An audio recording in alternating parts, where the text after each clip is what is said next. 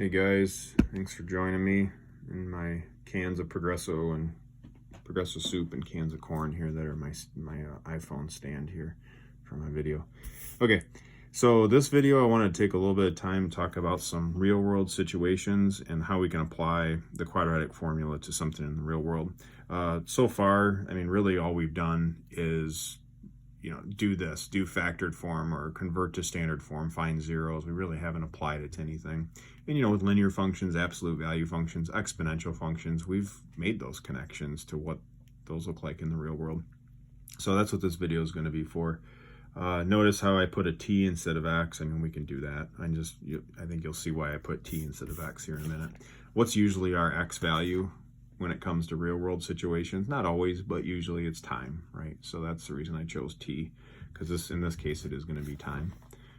That's what t would represent. So actually for this function, I'm going to flip it around.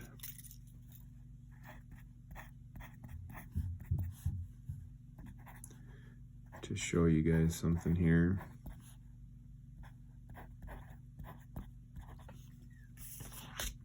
What kind of function is that? If I were to cover up that squared term.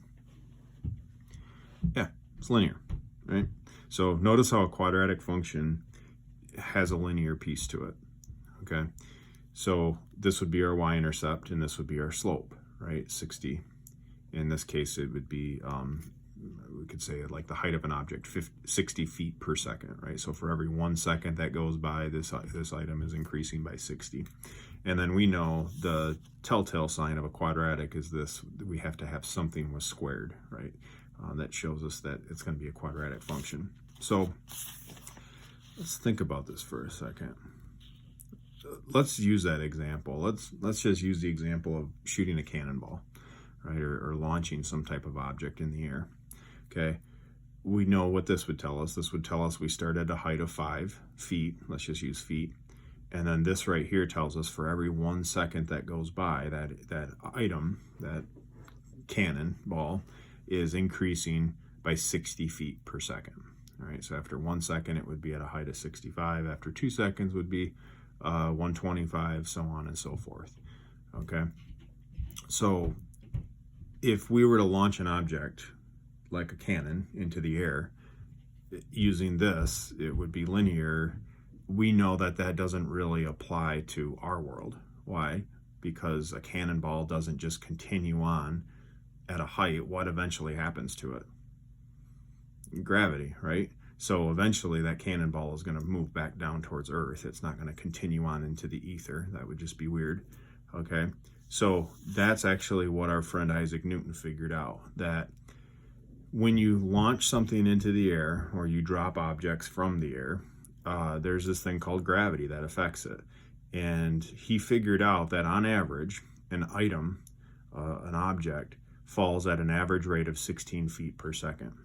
Okay. Now, if you Google this, you'll see a different number. It actually says 32 feet per second. And that is correct. That's the effect gravity has on an object. And so you may be thinking, well, why did Newton say 16? I'll let you talk more about that in calculus and physics, because you guys get into that. So I'm not going to get too much into it. I guess just trust me that on average, it's 16 feet per second over time. And so this term right here actually is gravity, right? Is the effect of gravity. So starting height, we call this the initial velocity. I'll write this down in a minute. This would be the slope. This is the linear piece of the function. And then this is the effect gravity has on that object. Okay, so let's just label a few things. So this is called my initial height.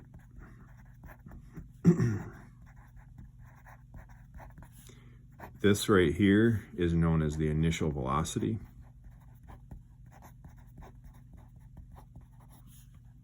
And then this term right here is gravity. So it's going to pull that object back down towards the ground as time goes on. Okay.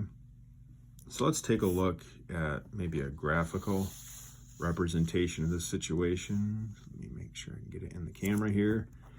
And I'm just going to write it here. F of t equals 5 plus 60t minus 16t squared. Okay, so let's make sure we've got all those pieces. 5, 5, right? That's going to be our y-intercept. We can see that this is downward facing, right? Because our a value is negative. This would be our initial velocity. So really, what happens when we first launch this, we launch it from a height of 5.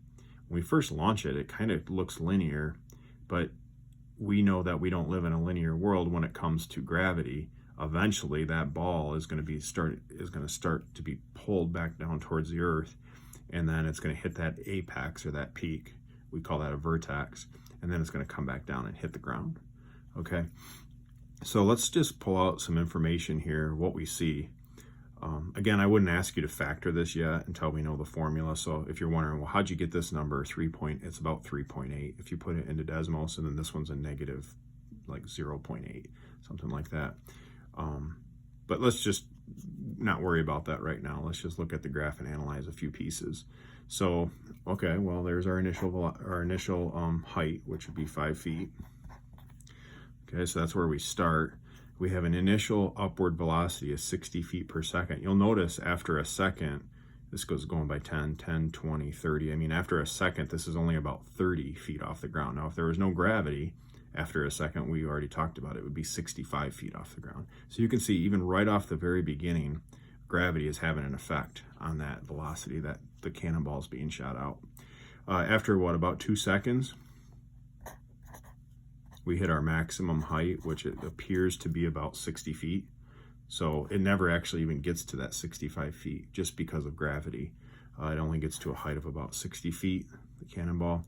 And then after, it's about, I think on Desmos, plugged it in there, it was about 3.8 seconds. After 3.8 seconds, what's my output? My output would be 0. Okay, and so really this would be the only relevant x-intercept.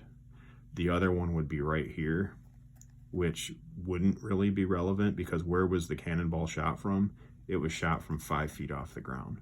So really this would be going back in time, and we really don't know if the cannonball ever did hit the ground over here because maybe it just sat at a height of 5 feet forever before it was shot. So this one's not really relevant in the situation.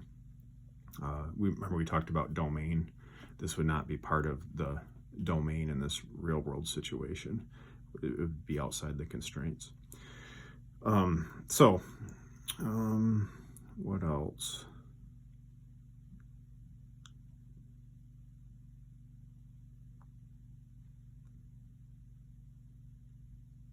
Seemed like there's one other thing I was going to point out and I just kind of escaped me.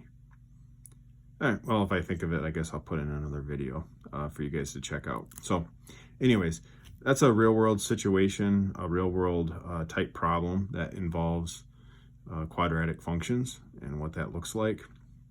So yeah, I appreciate you guys taking a look at this, and stay tuned. There'll be some more stuff to come out. Thanks, guys.